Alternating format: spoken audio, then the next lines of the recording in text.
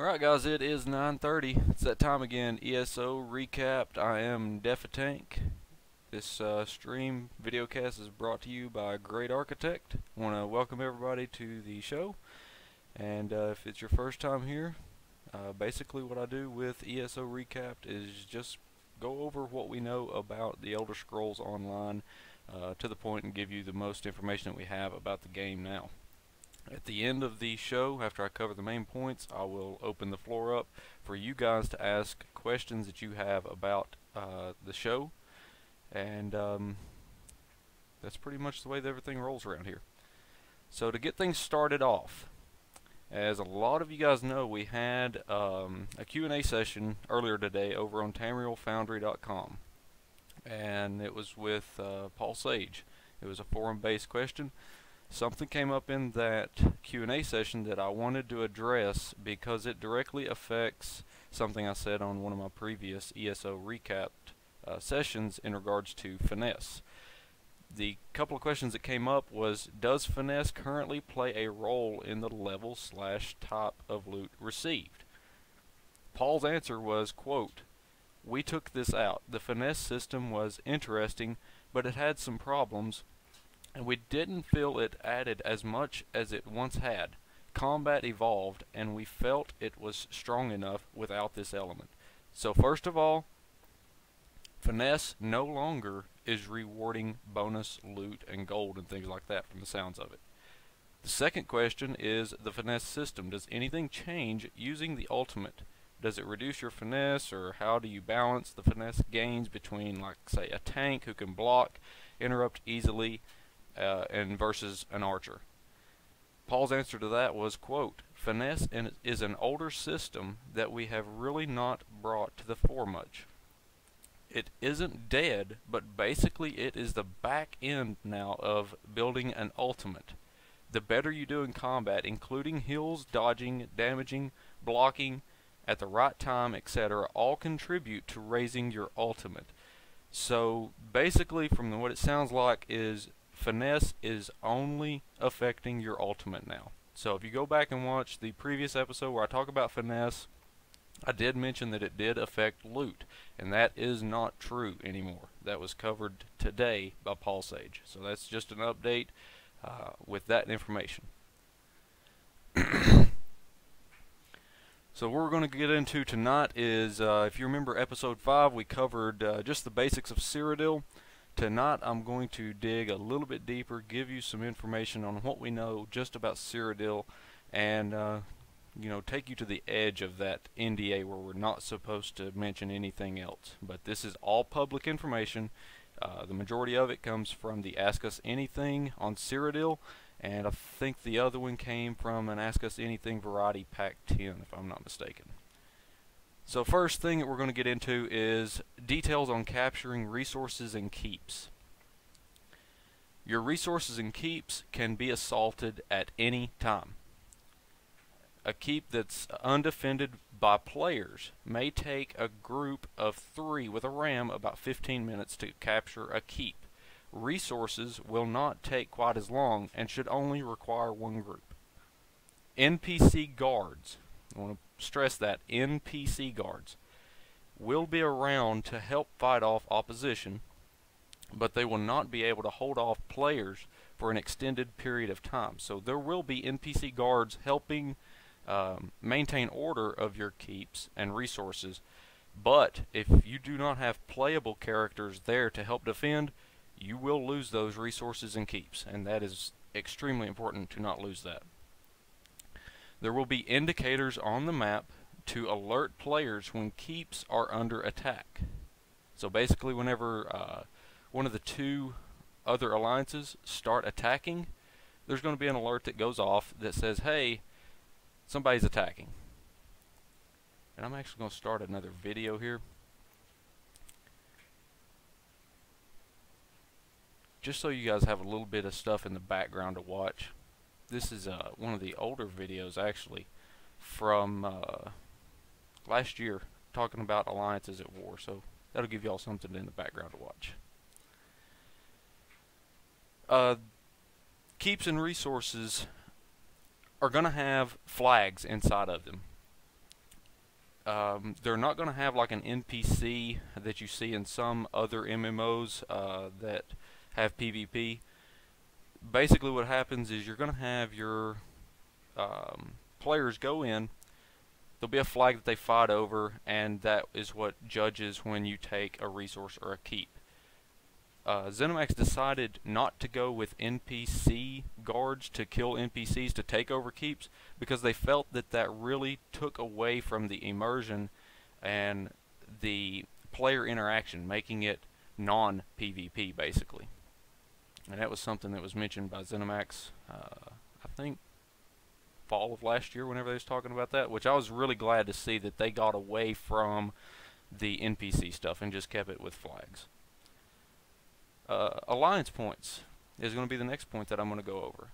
Alliance points are awarded for participating in combat, killing players, completing quests, capturing resources and keeps. Something else to note about alliance points.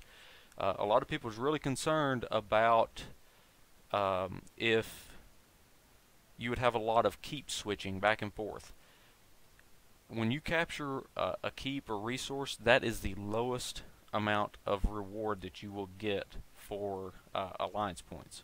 So it's not really advisable to do keep swapping with the enemies. Your highest amount of reward for alliance points is going to be from combat and killing players. So what are those alliance points used for? What can I do with them? Well, you can use it to purchase gear, siege equipment, and switch campaigns. That's just some of the examples with alliance points. That brings me into my next point, which is siege weapons. What different types of siege weapons are there? There's quite a few. You've got rams, which are primarily used against enemy doors. Catapults, which is AoE damage with duration effects like diseases and snares. Ballistae, which is primarily used against other siege weapons. Trebuchets, which is primarily used against enemy walls. Flaming oil, which is basically something that sits on top of the keep, and you dump it down on top of the enemy, and also rams. So it's really effective against the people that's trying to, crash through these doors. And lastly, you're going to have forward camps. Forward camps is basically something that allows a limited number of respawns for your alliance. You can deploy it at locations across the map, but it can only be deployed far away from other camps that your alliance controls. Another thing to note with your siege weapons is they can be aimed at just about anything. One exception is rams. They can only attack doors. The way that you deploy these items is basically if you can deploy them wherever you want to if you have a large enough space to deploy it. You'll see like an indicator on the ground. If that indicator is red, then you cannot deploy it at that location. Another thing to note about rams is you cannot deploy a ram at your alliance controlled keep. You can only deploy them at enemy alliance controlled keeps.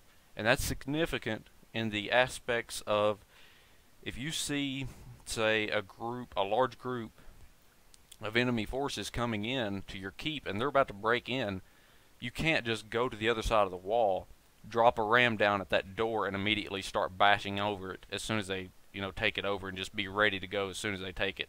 You've got to actually wait until they actually take that over. Then you can drop the ram there. Next, you're going to have something called transit lines.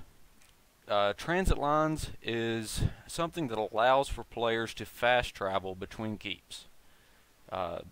If your alliance manages to take enemy keeps, it will cut off these transit lines, preventing players to have that access to that keep for fast traveling. Also, this is something that I read earlier that I did not know, and I was very intrigued by it. Taking the resources around a keep will prevent teleporting to that keep. That was in the AUA Cyrodiil that was released a few weeks back. And I was very surprised whenever I seen that. I did not know that piece of information. Also, damaging a keep that has been breached will put the keep under attack and it cannot be teleported to. So if you put, an enemy keep under pressure just by simply making it attacked, the other enemy alliances cannot teleport to that keep because it's under attack. Next, you've got PvP ranks. There are 50 PvP ranks with 25 titles and grades. The higher the rank, the more points that you're worth when you're killed. So that is a huge thing to note, because you start doing really well in PvP and you start leveling up and your rank's going up and up and up, you're now a very important target to be killing because you're worth a lot of alliance points. The first thing that's going to be asked is, okay, if I get to this max level, why do I want to be there? Yeah, it's good to be max level, but everybody's running and gunning for me, and if everybody else is low level, it's pointless now. Well, not really, because you're not going to be earning less points for killing lower ranked players if you're really high level. So it's pretty much like, your level 1s is your base points for those people. Doesn't matter if you're like a level 50, you're still getting the base points. But as those levels go up, those players become worth more alliance points. So that's really a big thing to note is, they're trying to keep it fair for those level 50s, the people that's really put a lot of time into Cyrodiil and played. They're still able to get alliance points for killing lower level players, or even like 45s. They're still getting good alliance points even though they're, the highest rank or whatever. You can see a player's rank and their emblem beside of their name whenever you target it. So, you'll be able to see those really high ranked players and say, that guy's worth a whole lot of points, and go after him.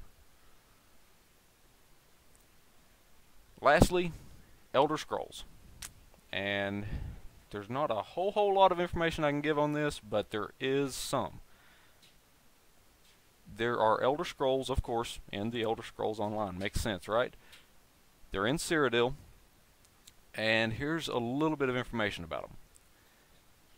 It looks like that they're protected by gates or something, because the notes in the Ask Us Anything says that when an Elder Scroll gate is opened or closed, when an Elder Scroll is picked up, captured, returned, everyone will receive a broadcast message on the screen indicating the gate was opened, the gate's closed, an Elder Scroll's been picked up, it's been captured, or it's been returned. So everybody gets to see that message. The Elder Scrolls are very important to alliances, very important. The scroll positions are always shown on the map, so regardless of where these Elder Scrolls are in Cyrodiil, you're always going to see where they're sitting at. You're always going to know where they're at. The things that you cannot do with an Elder Scroll is the following. You cannot sneak with an Elder Scroll. You cannot enter the caves, the explorable caves and things like that are in Cyrodiil. You can't take an Elder Scroll, run down into a cave somewhere and hide it. You cannot mount with an Elder Scroll, and you cannot leave the zone of Cyrodiil with an Elder Scroll. If you try to do any of those following items, the Elder Scroll will drop, and somebody else can pick it up. So that is pretty much it for episode 6. I know that threw a lot of information at you guys pretty quick, but that's some really detailed information. I know that the chat's been pretty crazy with some questions, and my friend Lanham, he's been answering your questions pretty quickly. So this is a portion of the show where I open up the floor for you guys. If you want to ask anything, fire away. Lanham, if you have anything that really stood out to you as the stream's been going here, go ahead and let me know what you've seen, and I'll go ahead and start scrolling over chat myself.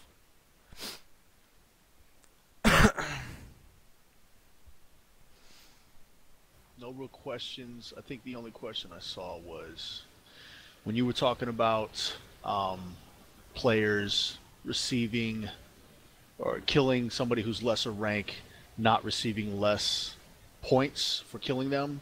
I think the only question that was asked at that point was, is that in reference to alliance points or EXP?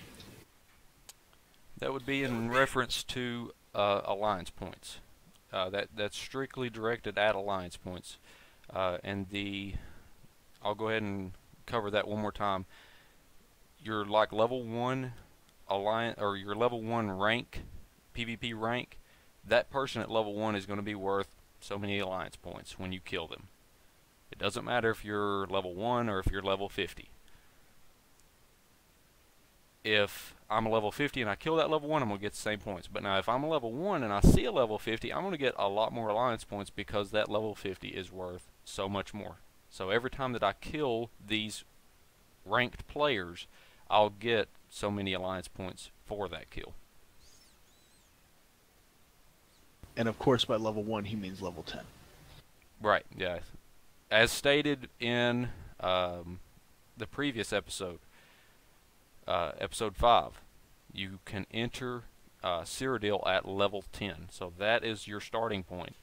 You do not enter Cyrodiil at level 1. Whenever you enter Cyrodiil, you'll be level 10, but your rank is 1. And from there, you start ranking up, and you start getting into these 50 different ranks, and there's 25 different titles, and grades. There are grades. So what are grades exactly? I've not seen anything detailing exactly what grades are, but you know, if I come across some information about that, I'll definitely share it.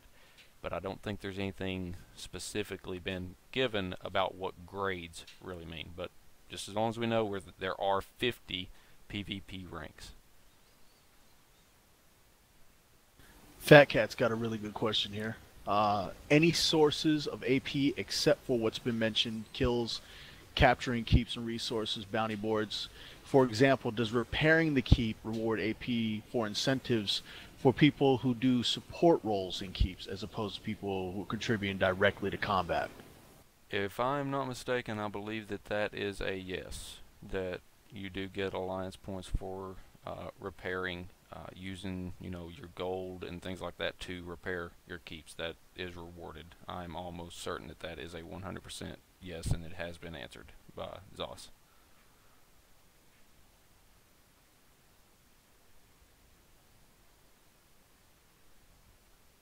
Yeah, that's also another point that I want to mention as well. Zos is really wanting to discourage, I wouldn't say discourage zerging. You're going to see it. They've done said that you'll see zerging, definitely, but they also want people to really be concerned about their keeps. They want people to stay there and defend. They want people to make sure that everything's upgraded. It's protected, and that's part of this war. It's not just zerg in, bust the door down, go capture it, and then just run off. So that's something that I'm glad to see that that's part of Cyrodiil. It really feels like a war effort.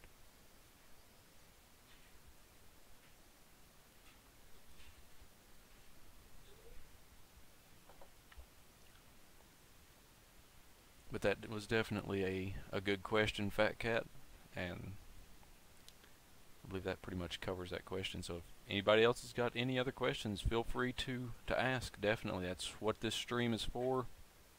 Let you guys ask questions. If I can answer it, I most certainly will. Yeah, exactly. No strategy, and when they die, they resurrect somewhere nearby Zapfi, and they just continue to, it's like constant waves of bodies going at a specific location.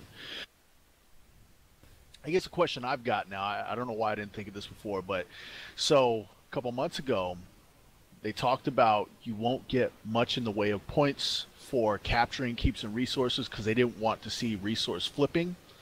Have you seen anything change on that? Because I haven't seen anything change on that. I've not seen them change anything as far as promoting or demoting resource flipping. I think that they're pretty set on they want people to get in there, fight for these keeps, and it's a two-party thing. It's not just a one-way road of the goal is to capture keeps. The goal is to capture the keeps and defend the keeps. That's the big thing to push there and emphasize is ZOS wants you to get these keeps and control them, but maintain control of them. Because you've got it, you want to hang on to it. Um, and I think that that's really the thing to emphasize is, in Cyrodiil, the PvP war is not just about running around in a Zerg and just trading keeps, more or less. It's like, okay, we get to point A, we capture this keep, let's move to point B, and then the other alliance is just going to come behind us, and we're just going to swap keeps in a big circle. No, it's not like that. It is definitely capture the keep and then strategize the keeps that we have. Where can we strategically place our alliance groups? Where can we strategically place the guilds? Where can we put players? Where are they needed to actually attack and defend these keeps so that, we can do the best across the board and get the best benefits?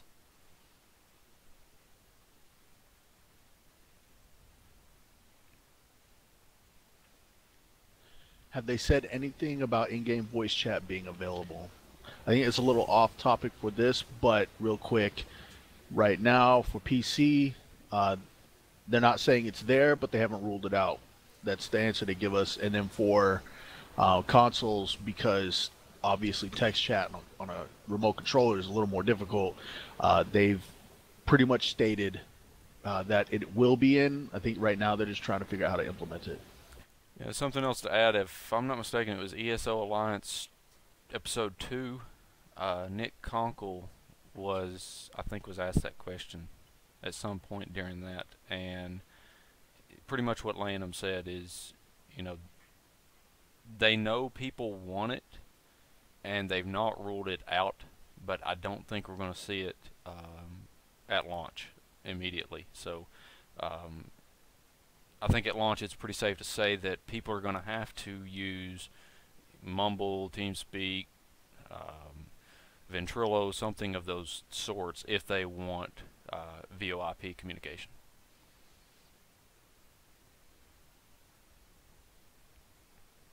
That's all the questions I'm seeing so far.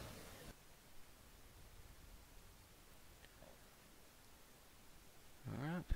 Well, I'm glad to see that the video series is definitely, getting some attention out there. I've got more people, that's definitely stopping in and asking questions, and that's what I really want, is the word to get around, and people that doesn't really know much about the game to come in here and check this video series out and get used to what's going on. I'm trying to make these things short and sweet, to the point, get you the information you need about what you want and move on, so we don't end up with a 2-hour long video or whatever that you have to skip through. Fat Cat, also any info on if the Emperor skill lines dependent upon your alliance rank, like any normal skill, level 10 two-handed for another active skill, so you need to be alliance rank 10 to get your second Emperor active. I don't think anywhere ZOS has went anything into detail yet about the Emperor skill lines itself and how it progresses or what it pertains to. I've not seen anything in regards to that, so I can't really say how it levels or what it pertains to and how you use it or anything like that. But the one thing that I can say is you're a beast. That's pretty much the thing that ZOS has wanted to stress, is when there is an Emperor, he is strong and he is no joke. So that I think that's really all that's been said about the Emperor. I hope to see very soon that we get to see exactly what the Emperor skill lines are. I can tell you that it has been said about the Emperor when you are the active emperor, that's when you are extremely powerful. If you, or when you, I guess I should say when you are dethroned, because you will eventually be dethroned, but when you are dethroned, you do not lose your emperor skill lines. The abilities on those skill lines go back down to a more average power. So you're pretty much on par with everybody else that's not the emperor at that time. But if you gain emperorship back, you've still got your skill line there, and it gets that massive buff to where you're really, really powerful again.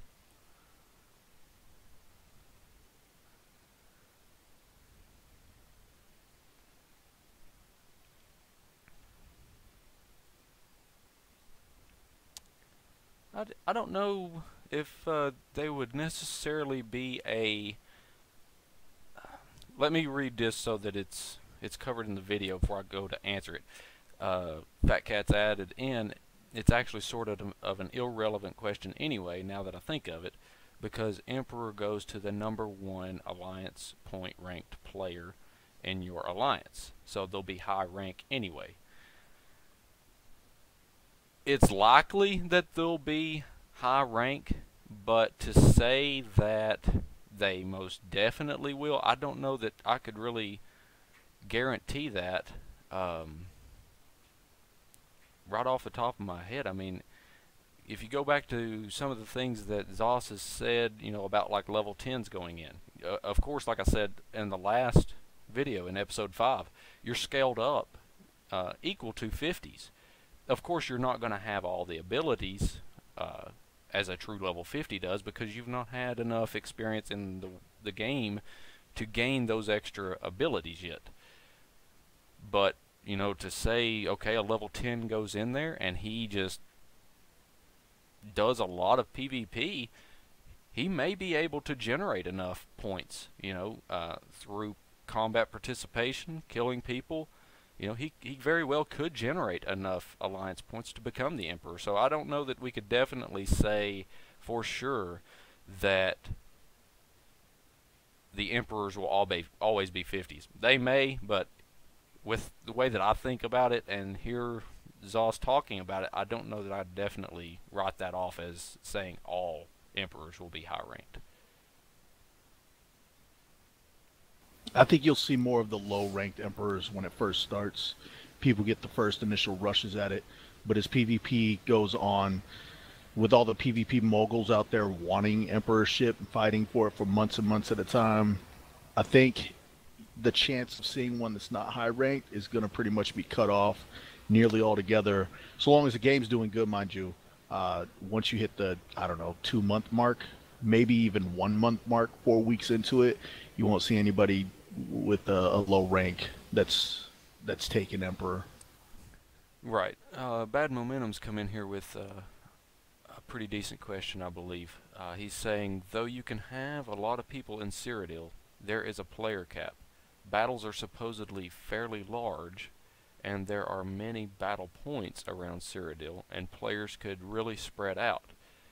Do you think we'll see a lot of unmanned keeps and battles jumping from one keep to another without any real focus? Initially, absolutely. I think that that'll probably be something that we see a lot of as people try to get used to Cyrodiil.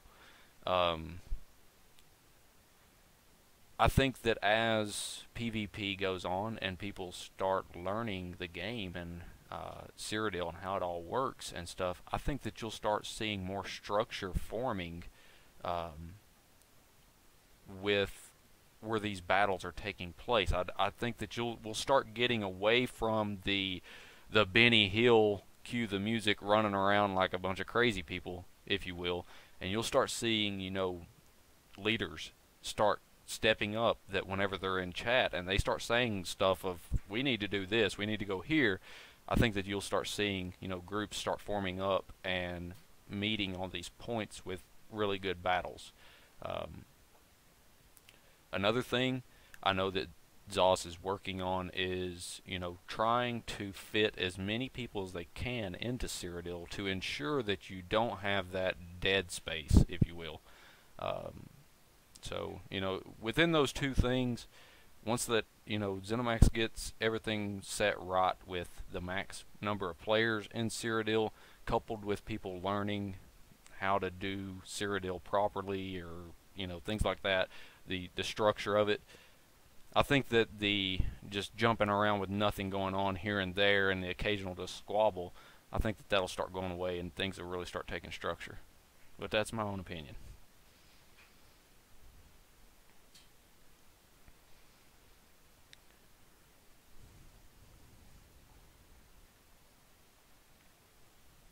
Any other questions out there?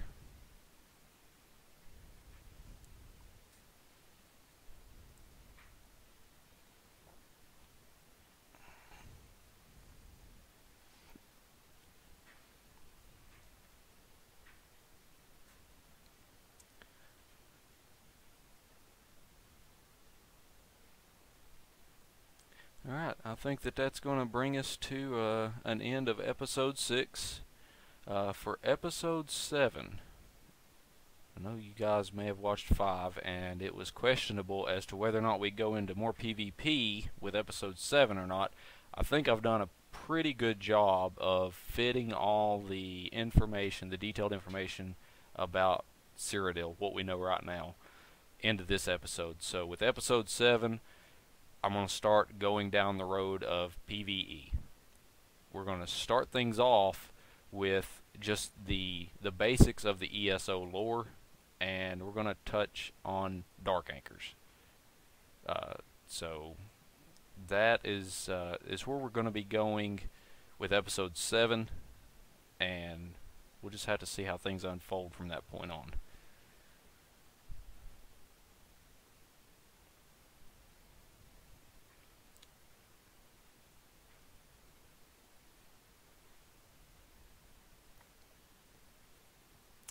Let's see, Fat Cat's got one more question here. Any public info on things purchasable with alliance points except siege weapons and keep repairs?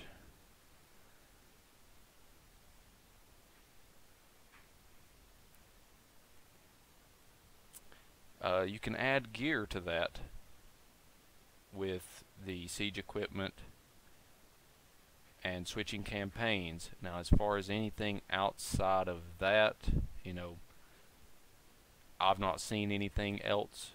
There may or may not be more things out there. I don't know. And Zaffy, I don't know enough about the game to have any decent questions. We'll tune into these to find out more, though. And Zaffy, I definitely appreciate you tuning into the stream, watching the replays. You know, if there's something that you run across and you have questions, man, you know, drop a comment on the YouTube channel, on the replay, hang out in the live stream, you know, ask questions. That's really what this is for, guys. I'm doing this for you all, to let you have questions. The live sessions here, you know, I may stutter around and misspeak or whatever. It's live, you know. But that's what it's here for, is to let you interact and ask questions. And I will absolutely answer anything that I can, you know, within the realm of the NDA. Let's see, Bad Momentum. Do you think capturing Elder Scrolls will actually be viable? With them constantly being visible on your map, it seems unlikely anyone will be able to retrieve them successfully, as everyone will go straight for the thief. I think that is a definite yes. Yeah, because don't forget that temptation of that buff that Elder Scroll brings. It's pretty big to just ignore.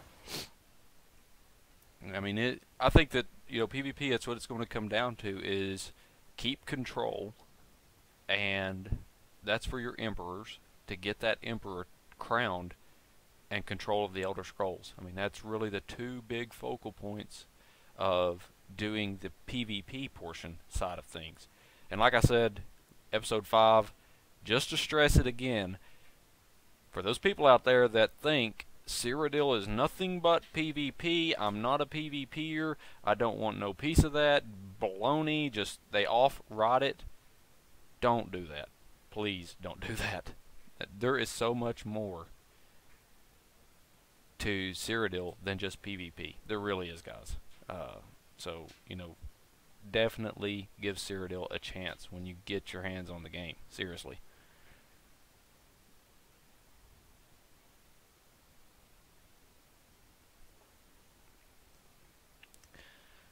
Alright, I'm going to go ahead and wrap up episode 6 here. Again, guys, I definitely appreciate everybody stopping by and hanging out in here, asking questions, you know, being part of the video series.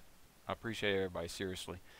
If you want more information about the Elder Scrolls Online, you can visit elderscrollsonline.com. If you've not signed up for beta, do it. It's still not too late to sign up for beta. It's right there on the main screen. Just click the beta sign up, fill out the information, and go. Make sure you agree to the NDA, because you got to. Make sure you watch your email, spam folders, and if you use Gmail, watch the promotions tab. If you get invited, your email using Gmail will go to the promotions tab, so don't miss it because of that. If you want more information about Great Architect, which is the multi-gaming community that myself and my friend Seeing Blue founded, you can visit us at greatarchitect.us. And I think that's pretty much it. Oh no, that's not it. This video series, of course, you can catch it right here on this channel that you're sitting in, twitch.tv/Defatank, every Saturday, 9:30 p.m. Eastern Time. If you miss the live stream, no big deal. It's uploaded to my YouTube channel, youtube.com/Defatank. So you can catch all those replays. There's 5 other episodes over there for you guys to go watch, so get over there and watch them if you've not seen them. Leave some comments for me, leave some questions, concerns. You know, I'll pick it up on the next episode. We'll cover it in the quick points and then dive right into the main points for the next episode. Again, thank you all for being here. Definitely appreciate it. And we'll see you guys on the next episode.